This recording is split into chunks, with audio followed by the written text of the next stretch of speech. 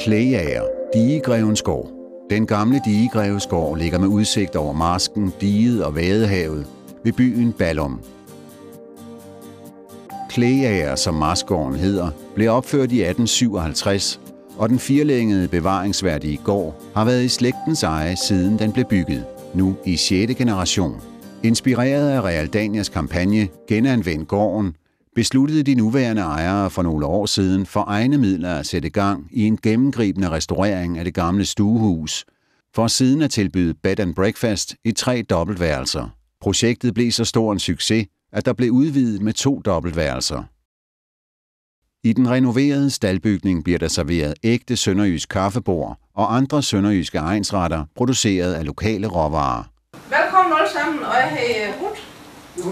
Jeg har et stykke, jeg har set før, og det er rigtig dejligt, der blandt Gunvor og chaufføren, men særlig også et par gæster har været her.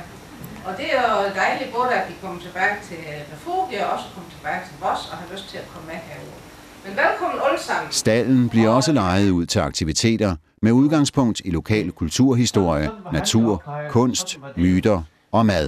Og det initiativrige gårdejerpar byder desuden på højskoledage, foredrag og guidede ture i lokalområdet.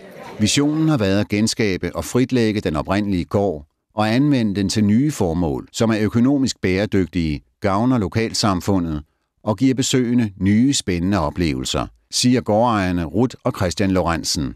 Med 1,4 millioner kroner har Realdania støttet omdannelsen af den bevaringsværdige marskgård til en ny anvendelse, der sikrer liv i og en bæredygtig fremtid for gården. Formålet med projekt Genanvend gården er at omdanne gamle bygninger, så de kan anvendes til nye formål, uden at gå på kompromis med bygningernes bærende værdier. En vigtig del er inspiration og formidling af gode erfaringer med at genanvende gårdbygninger til alternative formål.